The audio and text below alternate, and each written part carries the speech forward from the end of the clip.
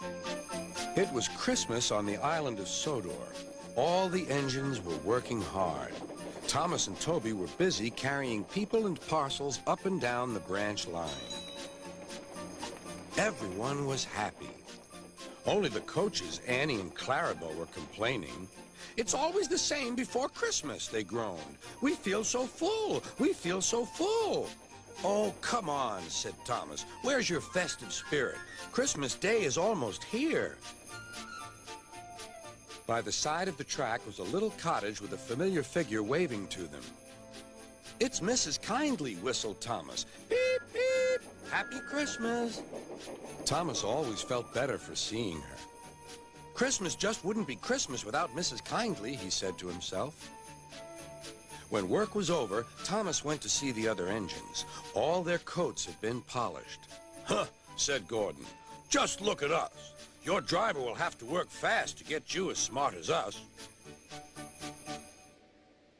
"Never mind that," replied Thomas. "I've something important to say. Do you realize it's been a whole year since Mrs. Kindly saved us from a nasty accident? You remember when she was ill in bed and—" "Yes, of course," interrupted Edward. "You told us how she waved her red dressing gown out of her window to warn you about a landslide ahead." "And you and Toby gave her presents?" Percy joined in. "And Sir Topham Hatt sent her to the seaside to get better." "But," said the other engines, "the rest of us never thanked her properly." "Exactly," said Thomas. "So now I think we should all give her a special Christmas party." Everyone was getting very excited, and the drivers felt sure that Sir Topham Hatt would agree, as indeed he did. The engines were all busy making plans when silence fell. Sir Topham Hatt had bad news. "The weather's changed badly. Mrs. Kindly is snowed up.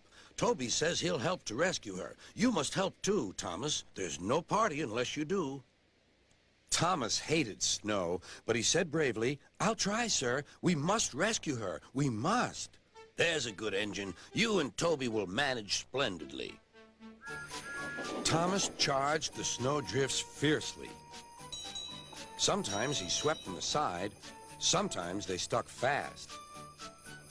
And the men had to loosen them.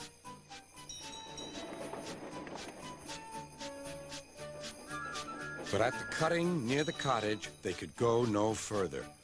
"Look at that!" exclaimed Thomas's fireman. "Beep, beep! Here we are!" An answering wave came from an upstairs window. Then they heard a familiar sound. "That's Terence, the tractor," said Thomas. "He's come to help too." Sure enough, Terence had a snowplow and was working hard to clear a patch to the railroad line and safety. At long last, the rescue was complete. Percy took the tired workmen home. Terence said goodbye to Mrs. Kindly and promised to take care of her cottage as he watched them all set off. The engines made good time. No more snow had fallen, but the yard was dark. There was no one to be seen. Thomas's heart sank. Suddenly, all the lights went on. What a marvelous sight awaited Mrs. Kindly. "Well done," said Sir Topham Hatt. "I'm really proud of you all." Mrs. Kindly especially thanked the smaller engines. "Thomas and Toby are old friends," she said. "And now, Percy, you are my friend too." Percy was very pleased. "3 cheers for Mrs. Kindly," he called. "Beep, beep, beep." They all whistled. "We wish you a Merry Christmas, we wish you a Merry Christmas, we wish you a Merry Christmas and a Happy New Year." Thomas the tank engine and his friends thought it was the best Christmas ever, and Mrs. Kindly could think of nowhere she would rather live than here with them on the island of Sodor.